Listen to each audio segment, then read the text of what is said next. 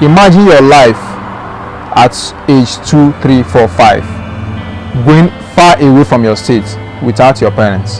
Imagine a life whereby you sleep outside, rain beats you, no one cares about how you feel. Imagine this kind of life that the society abandons you.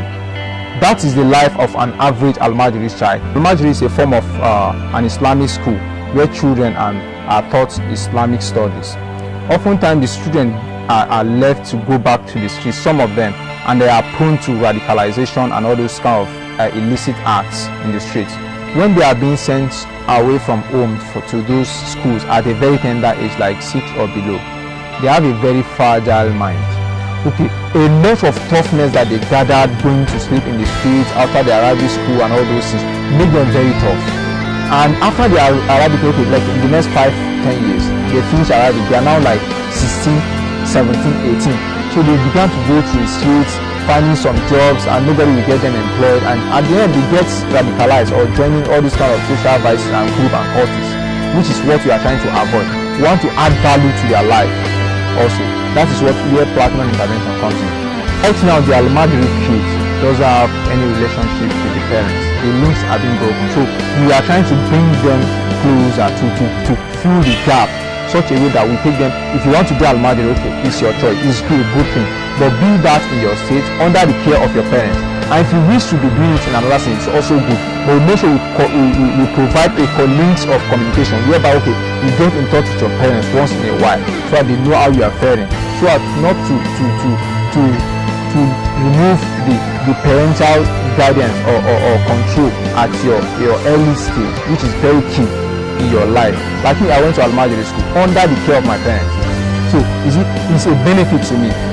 But the situation whereby children are left their parents' house, the parents send them miles away, hundreds of miles away to another state, without any linkage, without any contact to another Malam to start teaching them Arabic school. And the Malam start to use the children sometimes for farming. After years, even the main Arabic that they are meant to learn, they don't get time for it. And another important thing is that the society employs people that are very educated, especially the formal education. So most of these Almajiri, when they grow without formal knowledge or education, without attending formal schools, they start to grow, they become unemployed because they lack the necessary skills. So only place that they can get employed are other Arabic schools, which are very few compared to the number of Almajiris we have all over Nigeria, which is almost about 9 to 10 million. So most of them becomes grown-ups, lack necessary skills for jobs, becomes unemployed, and are prone to this radicalization, especially in the northeast. We decide to be picking 10 Almajiris from every state. Let's use it as a case study. What we decide to do is that when we go to them, the Almajiri schools, we get the 10 names of some of them, especially the little ones that are below the age of 6 and above. Then we ask of their names, their address, the state where they comes from, their father's contact number, their address, so that the next stage we do is to go back to the state first, meet the parents. Why did you send, even with those Arabic school within your state, why do you send your kids to far places without you contacting them, without you even know how they fare, how they are being treated? So that's the second stage. Okay, when we know the reason and we convince the father or the parents to allow the child to agree to allow the child comes back in agreement that, okay, if you bring the child back, he or she, okay, will also be enrolled in an Islamic school, but under the care of the father, of the parents. Then also we find a way of engaging them into the formal sectors, but the formal education sector. But if they disagree, also we combine with skill acquisition, okay, like going to carpentry workshop after your Islamic school, or going to mechanic workshop or artisanship and all those things, so as to increase their value.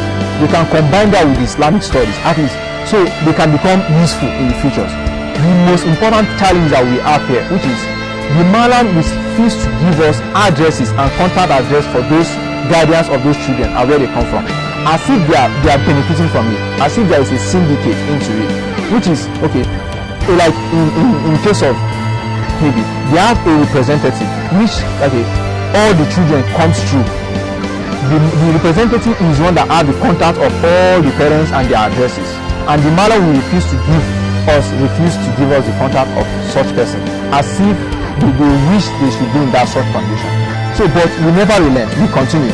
After some time, they began to cooperate. The more we provide succor for them, the sustainability measures that we put in place is accurate on our own database. We make sure everything we do, we record them, so that when we are not in that office again, the next person that is filling those voids is going to know, okay, how we operated in social state, what are the challenges, how the contacts we got, the partnership we had, so that it will continue in the next 5 years, 10 years, 20 years.